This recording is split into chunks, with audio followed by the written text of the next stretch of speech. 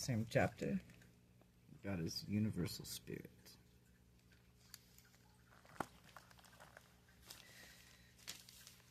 God is a spirit. He is universal presence. The universal Father is an infinite spiritual reality. He is the sovereign, eternal, immortal, invisible, and the only true Abba of us all, source and center. Even though you are the offspring of God, you ought not to think that the Father is like yourselves in form and in physique, because you are said to be created in His image and dwelt by the mystery of monitors dispatched from the central abode by His internal presence. Spirit beings are real, not withholding or withstanding that they're invisible to the human eye, even though they have not flesh and blood. Said the seer of old, "Lo, he goes by me, and I see him not. He passes on also, I perceive him not." We may constantly observe the works of God. We may be highly conscious of the material evidence of His majestic conduct, but rarely may we gaze upon the visible manifestation of His divinity. It's not even to behold the presence of His delegated spirit of the human indwelling. People see the soul within you. Can they see the Spirit of God within you? You can't come outwardly when you do great works and good things for others, right? So, on with this. The universal Father is not invisible because He is hiding Himself away from the lowly creatures of this materialistic, handicapped world and its limited spiritual endowments. The situation, rather, is you cannot see my face, nor any mortal can see me and live, nor material man could behold the Spirit of God and preserve his mortal existence. That's the reason why Christ said, "You must, when I meet you in spirit, not in the flesh," right? The glory and the spiritual brilliance of the divine personality presence and the impossible approach by the lower groups of spirit beings or by any order of material personalities. The spiritual luminosity of the Father's personal presence is a light in which no mortal can approach, which no material creature can has seen or see. But it is rather necessary to see God with the eyes of the flesh in order to discern Him by the faith vision of the spiritualized mind. I say, and Christ says, the heart. That's why you put your hand over your heart and say, "I am one with Abba and not separate from Him," when you pray, like Christ taught us. Love leads the way, no negativity to let you go astray. Just God to lead you in a loving way. So the spirit nature of the universal Father is shared fully in His coexistent self and the eternal Son of Fathers of the paradise. Beyond and sunlike in the manner share the universal eternal Spirit fully and unreservedly with the co-joint personality and co-coordinate and infinite Spirit. It is within or Himself absolute, in the Son unqualified, in the Spirit universal, and in all of them infinite, to make the ones that He loves a way back home to get to Him, to make them like Himself, because He's basically, you're down here having a human experience in God form, or, forgive me, you're having a God God's experience in a human form, but you do not forget. God is a universal spirit. He is a universal. God is the universal person, the supreme personality. And the infinite, or the finite creations of spirit know him as the personal cosmos and absolute absonite spirit.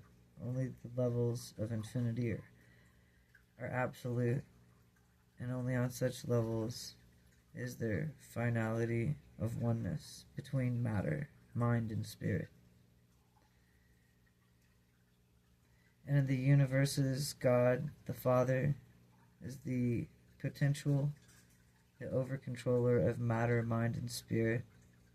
Only by means of his far-flung personality circuit does God deal directly with the personalities of his vast creation of will creatures. It is constable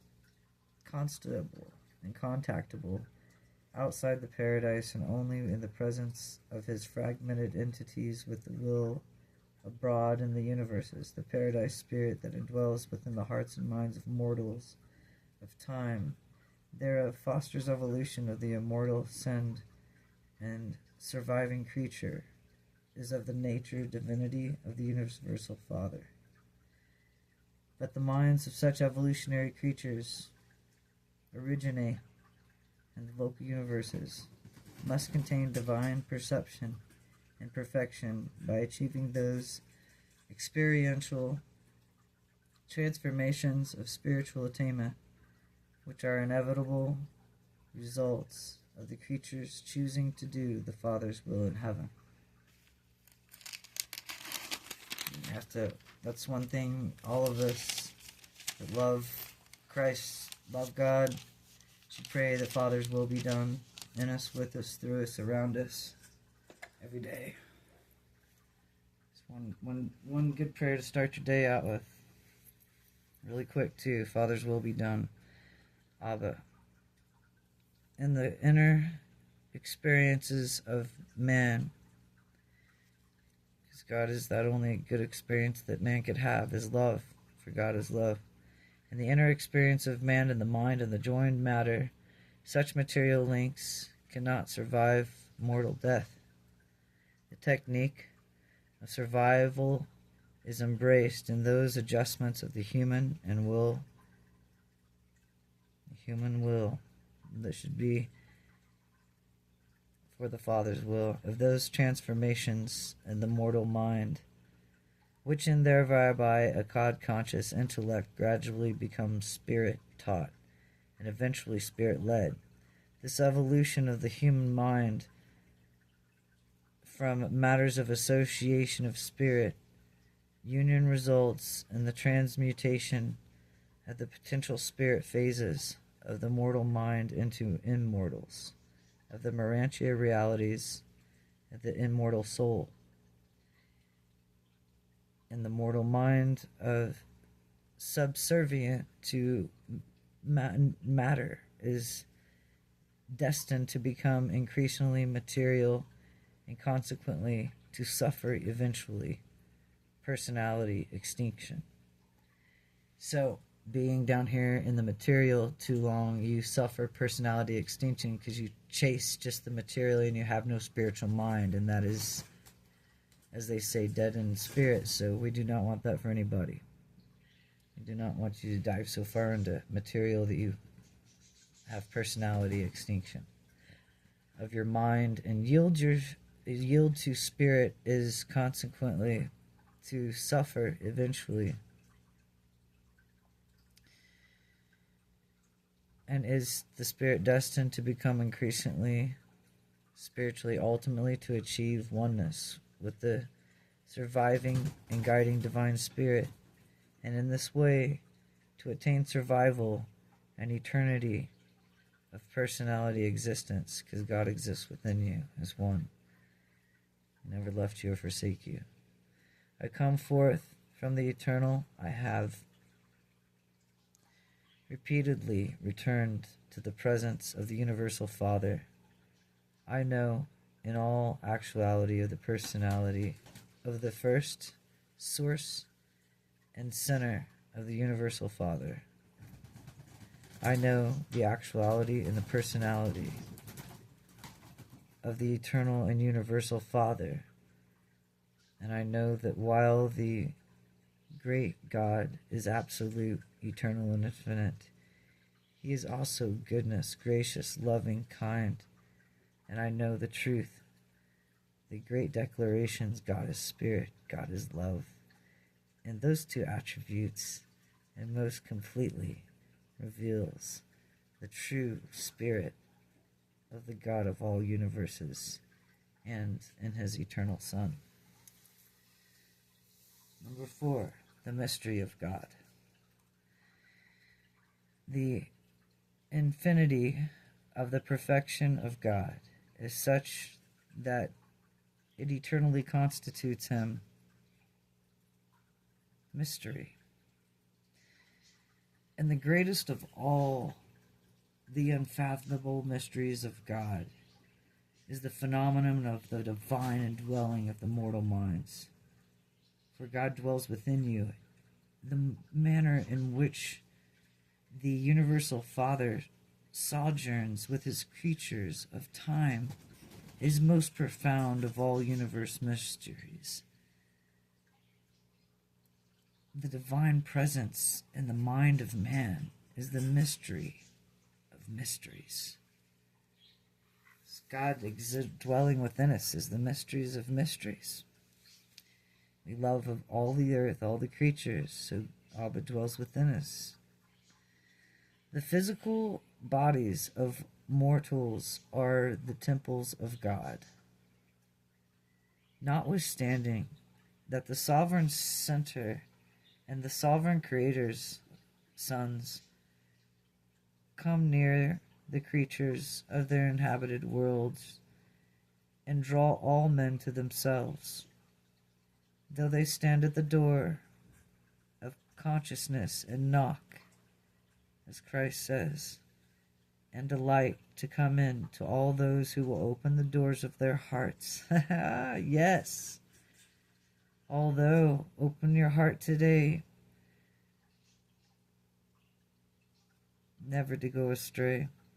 Although there does exist the intimate personal communion between the Creator's sons and their mortal creatures, nevertheless, mortal men have something from God Himself which actually dwells within them. Their bodies are the temples thereof. That's why the pineal gland is like the temple where God exists, the holy throne. Your third eye, as they say sometimes. When you are, but it actually is a gland, so you know that, pineal gland. When you are through, is that what it's called? When you are thorough down, well, okay, so when you're done down on earth, when you're through down here, when your course has run its temporary form on earth, kids want to say your avatar, your body, your, what you're in right now. When you are trial trip in the flesh is finished, when the dust that composes the mortal tabernacle returns to the earth in which it came, then it is revealed the indwelling spirit shall return to God whom which He gave. Therefore sojourns within each mortal being of this planet the fragment of God, a part of the parcel of divinity. That's why each one of us can, like Christ said, did I not tell you you are God? Then the priest came up to him saying, no, you can't say that. Why? Because they wanted control over everything. They don't want you to realize God is within you and you don't need the middleman. Because they make money off that. So therefore, let me say this again and repeat it. When you are through down here on earth, when your course is done, its temporary course on earth, and the trial in the flesh is finished. When the dust that composes the mortal tabernacle returns, and from which it came, then it is revealed the indwelling spirit of God, and you return to God who gave it. You can't sell your soul, in other words. Do you understand that? It's not allowed. Therefore, sojourns with, because God is the creator of all souls, in which each mortal being of this planet, a fragment of God, a parcel of divinity, and in it not yours, right of possession, and as of its designedly intended to be one with you if you survive the mortal existence. We are consequently confronted with the mystery of God. We are nonplussed by the increasing unfolding of the endless panorama of the truth of his infinite goodness, endless mercy, matching wisdom and supreme character. The divine mystery consists of the inherent difference which exists between the infinite and the finite, which is us. Infinite, one source of all, infinite us. His fragments is to collect. The temporal and the eternal space and time creature of the universal creator. The material and the spiritual and the imperfection of man and the perfection of the paradise deity. The God of universal love unfailingly manifests himself to every one of his creatures up to the fullness of that creature's capacity to spiritually grasp the qualities of divine truth, beauty, and goodness. To every spirit, and to every mortal creature, to every sphere on every world, of every universe of universes, the universal Father reveals all of his gracious and divine self that can be discerned and comprehended by such spirit beings. And by such mortal creatures, God is no respecter of persons, either of spiritual or material. The divine presence which any child of the universe enjoys at any given moment is limited only by their capacity of such creature to receive, to be discerned of the spirit actualities of this super material world. As a reality in the human spiritual experience, God is not a mystery. But when an attempt is made to make plain the realities of the spirit world to the physical minds of the material order, mystery appears, mysteries so subtle and profound that only the faith grasp the God-knowing concept of the mortal can achieve the philosophical miracle and recognition of the infinite by the finite, the discernment of the mortal God by the evolving mortals of the material worlds of space and time.